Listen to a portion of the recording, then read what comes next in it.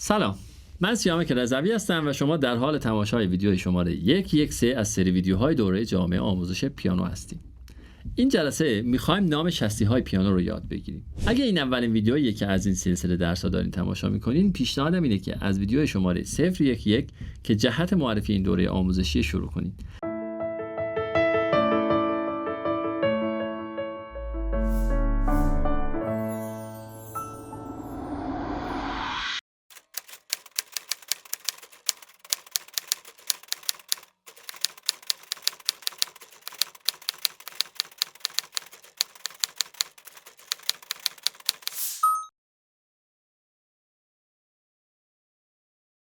بسیار خوب، امیدوارم که تمرینات قبلی رو به خوبی انجام داده باشین و طبق طرح درسیتون همه موارد لازم رو یاد گرفته باشین. این جلسه میخوایم نام شستی‌های پیانو رو یاد بگیریم. در اصطلاح موسیقی به این شستی‌ها کلاویه هم گفته میشه. ابتدا به این شکل با دقت توجه کنید و سعی کنید مشابهش رو روی یک کاغذ رسم کنید.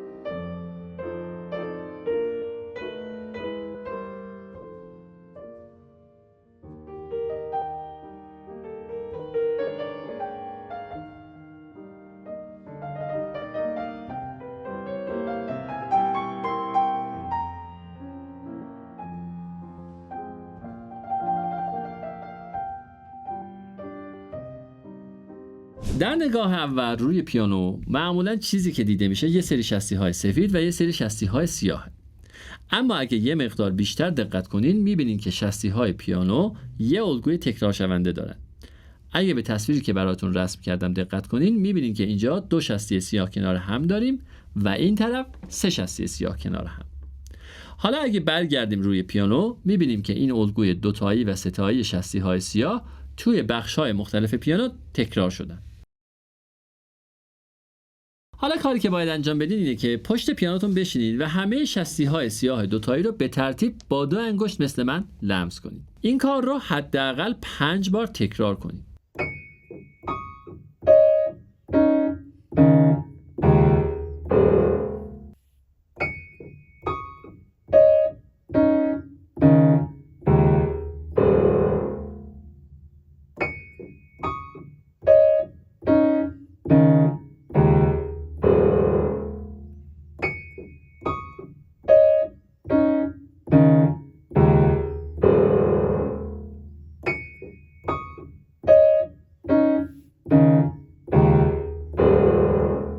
حالا بریم سراغ شستی‌های ستایی.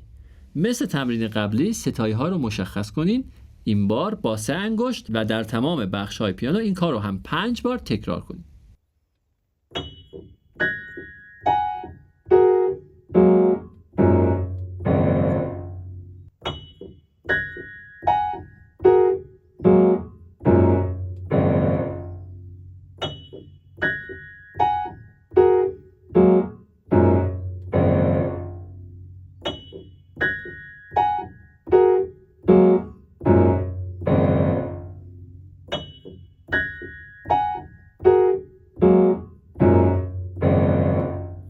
حالا با هر دو دست این کار رو میکنیم، با دست چپ شستی‌های دوتایی و با دست راست شستی‌های ستایی. لطفاً در تمامی بخش‌ها این کار رو انجام بدین.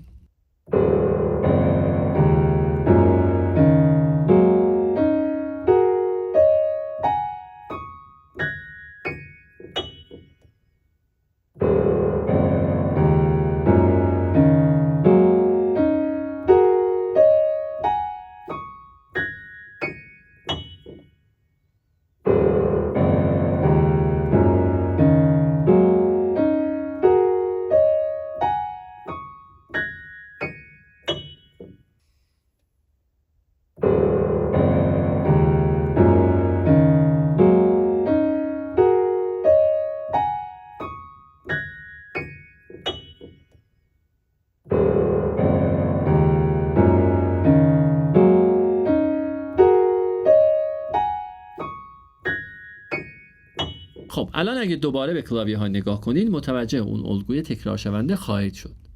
الان دیگه وقتشه که شروع کنیم و توسط شستی‌های سیاه شستی‌های سفید رو هم نامگذاری کنیم. لطفاً یه گروه از شستی‌های سیاه دوتایی رو انتخاب کنین. مثلا من این گروه رو انتخاب کردم. شستی سفید وسط این دوتایی رو به صدا در بیاریم. اسم این نوت هست ر. یعنی در تمامی بخش‌های پیانو شستی سفیدی که وسط دو شستی سیاه قرار داره اسمش ر هست. الان لطفاً با یک انگشت دست راست همه رهای روی پیانو رو بزنید. منم با شما این کار رو انجام میدم.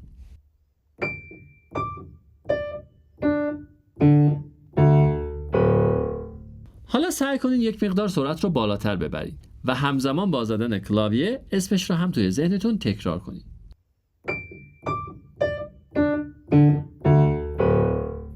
پس تا اینجا نوت ر رو به طور کامل یاد گرفتیم. حالا بریم سراغ یه نوت دیگه. یه دسته ستایی رو لمس کنین. نوت سفیدی که از سمت چپ به این ستایی ها چسبیده اسمش هست نوت فا. حالا یه فای دیگه هم پیدا کنین. الان تمام فاهای روی پیانو رو با یک انگشت دست راست بزنین. همزمان اسم نوت رو تکرار کنین و سعی کنین سرعت پیدا کردنتون رو هم بالاتر ببرین.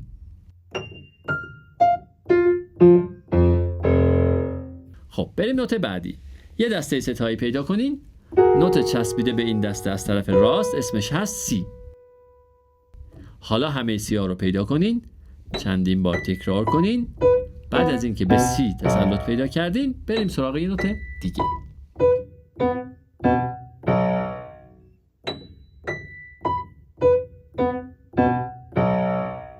یه دسته دوتایی رو پیدا می‌کنیم. نوت چسبیده به دوتایی ها از سمت راست اسمش هست می. حالا همه می ها رو پیدا کنیم.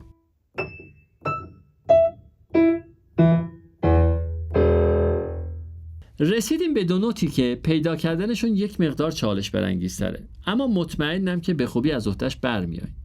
یه دسته ستایی پیدا کنید. ما از طریق دسته ستایی نوت فا یعنی همونی که سمت چپ بود و نوت سی نوت چسبیده از سمت راست رو پیدا کردیم. مون دوتا نوت وسطی. دوتا شستی سفید وسط دسته ستایی رو با هم لمس کنید. نوت سمت راستی اسمش هست لا. سعی کنید چشمتون رو به موقعیتش عادت بدین. حالا همه لاهای روی پیانو رو اجرا کنید.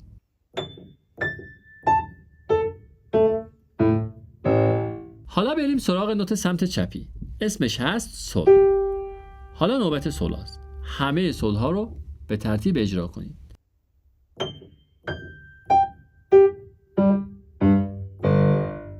فکر میکنم تونستیم که این چالش کوچیک رو انجام بدیم.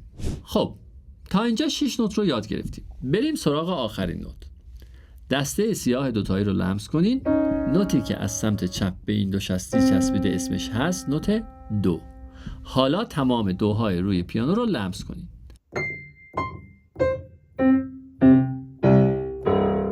آفرین به شما. به این ترتیب ما تونستیم همه شستی‌های سفید روی پیانو رو نامگذاری کنیم. نگران شستی‌های سیاه نباشید. به وقتش به اونا هم خواهیم رسید. برسیم به تمرین این جلسه. شما باید در هر بازه تمرینیتون یک نوت رو انتخاب کنین و فقط اون نوت رو با یک انگشت دست راست از سمت راست پیانو یا از طرف زیر به طرف بم لمس کنید و سعی کنین هر بار سرعت رو افزایش بدین. همچنین همون نوت رو با یک انگشت دست چپ از طرف بم یا سمت چپ پیانو به طرف زیر لمس کنین. این که گفتم در هر بازه تمرینی، منظورم اینه که اگه هر روز فقط نیم ساعت تمرین میکنین، پس هر روز هفته یک نوت رو تمرین کنین. یا اگه در روز چندین بار تمرین میکنین، در هر نیم ساعت یک نوت رو تمرین کنین. در هر حال هدف نهایی اینه که شما بتونین بدون اتلاف زمان هر نوتی که بهتون گفته میشه رو سریع پیدا کنین. میتونین از اطرافیانتون کمک بگیرین تا اونا اسم نوت رو بگن و شما سریع نوت‌ها رو لمس کنید. هر بار سعی کنید تأخیر رو به صفر نزدیک کنید. دقت کنید که علت این تأخیر تو پیدا کردن نوت‌ها کم بودن تکنیک عضلانی ما نیست، بلکه این چشممونه که نمیتونه سریع جای نوت‌ها رو پیدا کنه.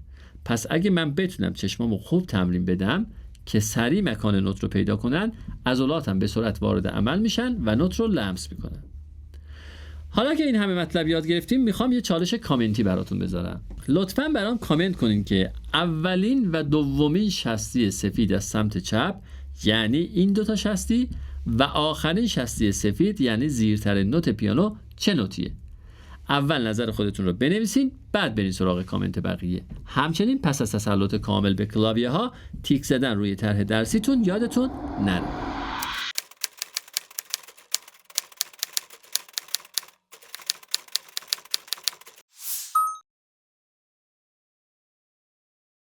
اگه این مطلب براتون مفید بود، لطفاً با لایک ویدیو و سابسکرایب کردن کانال احساستون رو به من اعلام بکنید. همچنین نظرات و سوالاتتون رو برام کامنت کنید.